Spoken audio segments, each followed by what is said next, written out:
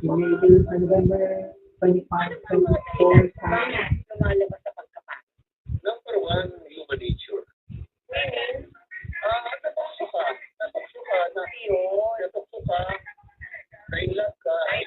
Tapos, hindi mo dinala sa superior mo, sa director mo, yung issue mo. Number two, at lumalabas. Kasi, nalungkot, nagalit. Malusog fashion na magpakay.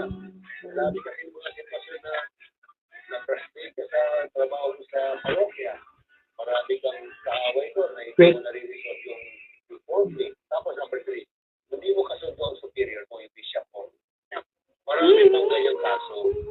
Pwede yung pinag-aaway ang prinsipyo. Pagaling na ako ng bishop mo, kapag wala kang ginagawa, kapag tamad ka. Teka, balikan natin ito si Father Henry. Ano yung procedure na sinusunod ng simbahan pagka merong ganyan kaso?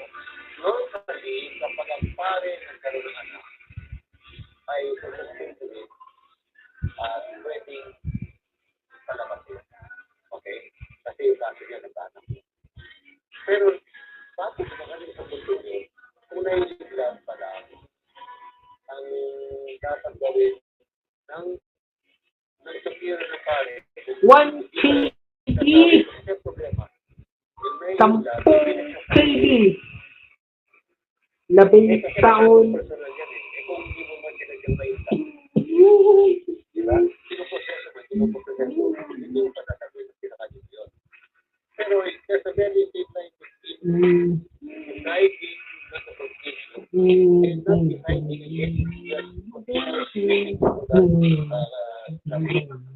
Kaya, yung line eh, huwag mo nang payagan ng sarili mo na unti-unti mag-slide.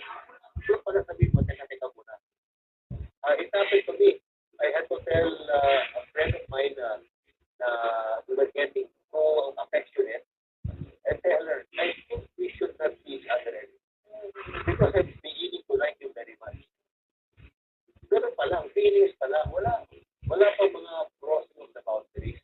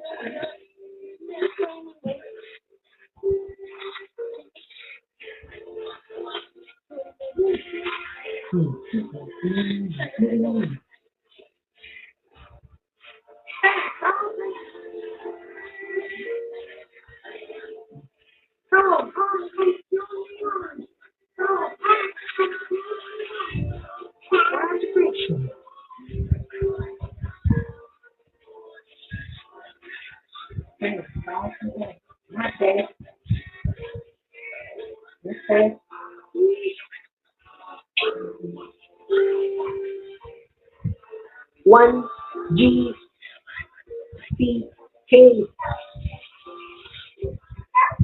12 KD 12 KD 19 KD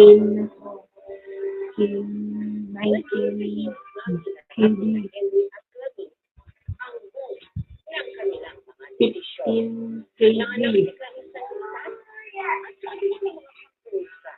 na nagtiling matapag si Henry. Hindi lang bilang isang pare, kundi bilang asawa, ama, at anak ng tahanan. 15 KB Sa pinagdaanan nila at sa bagong gusto na kanilang kakarating.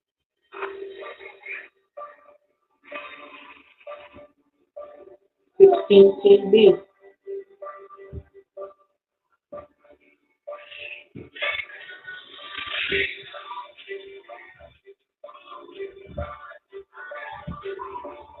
Tao.